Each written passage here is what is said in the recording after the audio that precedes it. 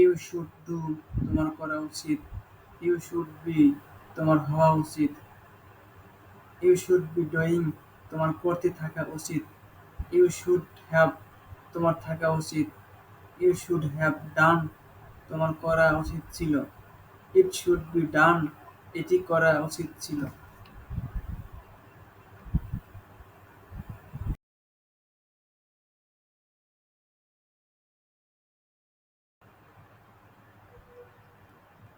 You should study তোমার পড়াশোনা করা উচিত।